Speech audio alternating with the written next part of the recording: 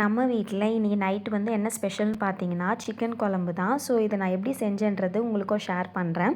So first வந்து பார்த்தீங்கன்னா நான் ஒரு மசாலா வந்துட்டு கிரைண்ட் பண்ணி எடுக்க போகிறேன். ஸோ அதுக்கு தேவையான இன்க்ரீடியன்ஸ் எல்லாம் ஒரு பேனில் போட்டு நல்லா வறுத்து எடுக்க போகிறேன். ஸோ என்னென்ன இன்க்ரீடியன்ஸ் பார்த்தீங்கன்னா 1 ஸ்பூன் மிளகு, 1 ஸ்பூன் வந்து சோம்பு, 1/2 ஸ்பூன் வந்துட்டு சீரகம், 2 கிராம்பு, 2 பட்டை, 2 ஏலக்காய், அதுக்கப்புறம் வந்து கொஞ்சமாக ஸ்மால் ஆனியன்ஸும் சேர்த்துக்கிட்டேன். ஒரு 15 to 20 இருந்தால் போதும் ஸ்மால் ஆனியன்ஸ். ஸோ அதையும் சேர்த்து நல்லா வந்துட்டு அந்த கிளாஸ் பதம் வரும்ல, லைட் பிங்கிஷாக ஆனியன், ஸோ அது வர வரைக்கும் நல்லா வந்துட்டு நல்லா வறுத்துட்டு அதுக்கப்புறமா வந்து கொஞ்சமாக வந்துட்டு கோகோனட் ஆட் பண்ணிக்கிட்டேன். நிறையலாம் ஆட் பண்ண வேணாம். ஸோ கொஞ்சமாக தான் ஆட் பண்ணிக்கிட்டாவே போதும், நல்லா டேஸ்ட்டாக வரும். தேங்காய் எதுக்கு ஆட் பண்ணுறேன்னா, ஒரு சில பேர் சேர்க்க மாட்டாங்க, தேங்காய் ஆட் பண்ணால் குழம்பு வந்துட்டு அந்த வேலைக்கு மட்டும் தான் நல்லாயிருக்கும், கெட்டு போயிடும் அப்படின்னு. பட் அப்படிலாம் இல்லை, நல்லா தான் இருக்கும். ஆனால் என்னென்னா கொஞ்சம் நம்ம பார்த்து ஆட் பண்ணோம், ஓவராகவும் ஆட் பண்ணிடக்கூடாது. டேஸ்ட்டும் வந்துட்டு வேறு மாதிரி ஃபுல்லாக வந்து தேங்காய் குழம்பு மாதிரி ஆகிடும்.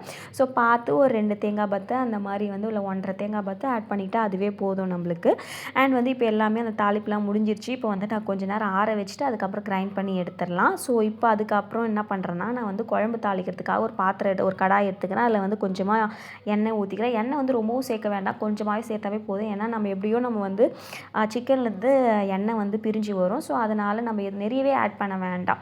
ஸோ கொஞ்சமாக எண்ணெய் ஊற்றிட்டு கொஞ்சமாக ஆனியன் போட்டுட்டு கறி லீவ்ஸும் கொஞ்சம் ஆட் பண்ணிக்கிட்டு நல்லா வதக்கிட்டு அதுக்கப்புறம் நம்ம வந்து 2 ஸ்பூன் வந்து ஜிஞ்சர் கார்லிக் பேஸ்ட்டும் நான் வந்து போட்டுட்டேன். ஜிஞ்சர் கார்லிக் பேஸ்ட் வந்து நீங்கள் போட்டதுக்கப்புறம் அப்படியே வந்து சிக்கன்லாம் போட்டுறக்கூடாது. அதை நல்லா வதக்கணும். அதோட ஸ்மெல் வந்து நல்லா வெளியே போகணும். இல்லைனா அந்த ஒரு மாதிரி அந்த ஸ்மெல், அந்த ஜிஞ்சர் கார்லிக் ஸ்மெல்லு ஒரு கசப்பு தன்மையாக இருக்கும் குழம்பே. ஸோ நல்லா அதை வதக்கிட்டு அதுக்கப்புறமா வந்துட்டு சிக்கனை போட்டுட்டு அதுக்கப்புறம் டொமேட்டோ நம்ம ஆட் பண்ணிக்கலாம். டொமேட்டோவும் பார்த்தீங்கன்னா நல்லா வந்துட்டு நம்ம ஃப்ரை பண்ணி விடணும்னு இல்லை. ஏன்னா வந்துட்டு நம்ம மூடி போட்டு வச்சாவே அது ஒரு 5 மினிட்ஸில் நல்லாவே வெந்து வந்துடும். ஸோ அந்த மாதிரி தான் நான் வந்து சிக்கன் ஆட் பண்ணிவிட்டு அதுக்கப்புறம் வந்து டொமேட்டோ ஆட் பண்ணி ஒரு 5 மினிட்ஸ்க்கு வந்து மூடி போட்டு வச்சு நல்லா வெந்து வந்துருச்சு. நல்லாவும் கொஞ்சம் ஸ்மாஷியாக ஆகிடுச்சு. அதுக்கப்புறம் நான் மசாலா வந்து சேர்க்கலான்னு சொல்லிட்டு கொஞ்சமாக மஞ்சத்தூள், என் காரத்துக்கு தேவை அளவுக்கு வந்துட்டு சில்லி பவுடர், அதுக்கப்புறம் கொரியாண்டர் பவுடரும் ஆட் பண்ணிவிட்டு நல்லா ஒரு மிக்ஸ் பண்ணிட்டேன். அண்ட் வந்து மிக்ஸ் பண்ண போது நல்லா மிக்ஸ் பண்ணுங்கள். ஏன்னா அந்த சிக்கன்லேயும் போயிட்டு அந்த சாறுலாம் நல்லா இறங்கணும், அந்த ஸ்பைசியான சாறு. ஸோ அதனால் நல்லாவே வந்துட்டு மிக்ஸ் பண்ணிவிடுங்க. அதுக்கப்புறம் நம்ம ஃபஸ்ட்டாக ரெடி பண்ணி வச்சோம்ல நம்ம அந்த ஒரு மசாலா, அதை நல்லா கிரைண்ட் பண்ணி எடுத்துகிட்டு வந்துட்டேன். ஸோ அதையும் நான் வந்து போட்டு மிக்ஸ் பண்ண போகிறேன். ஸோ நல்லாவே மிக்ஸ் பண்ணிட்டேன்.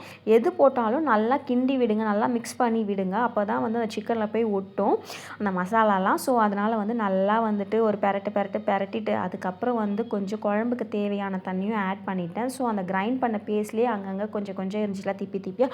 ஸோ தண்ணி ஊற்றி கலந்து அந்த தண்ணியை ஊற்றிட்டேன். அதுக்கப்புறம் வந்து தேவையான சால்ட்டும் வந்து ஆட் பண்ணிவிட்டு நல்லா ஒரு கிளறி விட்டுட்டேன். இப்போ நான் என்ன பண்ண போகிறேன்னா, ஒரு 12 மினிட்ஸ் வந்துட்டு ஒரு 10 to 12 மினிட்ஸ் வந்துட்டு மூடி போட்டு அப்படியே விட்டுற போகிறேன். அதிலே வந்து பார்த்திங்கன்னா சிக்கன் நல்லாவே வெந்து வந்துடும். ஆனால் அப்பப்போ ஒரு 3 மினிட்ஸ்க்கு ஒரு வாட்டி வந்து ஓப்பன் பண்ணி லைட்டாக செக் பண்ணி பார்த்துக்கோங்க எப்படி இருக்குது அப்படின்னு. ஏன்னா சம்டைம்ஸ் வந்துட்டு நம்ம தெரியாமல் அப்படியே கொஞ்சம் மறந்து விட்டுட்டோம்னு வச்சுக்கோங்க, அடிப்பிடிக்கிறதுக்கு கூட வாய்ப்பு இருக்குது. ஸோ அதனால் ஒரு 3 to 4 மினிட்ஸ்க்கு ஒரு தடவை செக் பண்ணி பார்த்துக்கோங்க. சிக்கன் எப்படி வேகுதுன்னு தெரியும், அடிப்பிடிக்காமையும் இருக்கும். ஸோ அதுக்கப்புறம் நம்ம என்ன பண்ணலான்னா, ஒரு 10 மினிட்ஸ்க்கு முன்னாடி ஒரு 8 மினிட்ஸ்க்கு அப்புறம் என்ன பண்ணலான்னா, அதை ஓப்பன் பண்ணிவிட்டு நம்ம வந்துட்டு சில்லி அந்த டைமில் போட்டுட்டு ஒரு 2 மினிட்ஸ் அப்படியே விட்டுடலாம். சரிங்களா?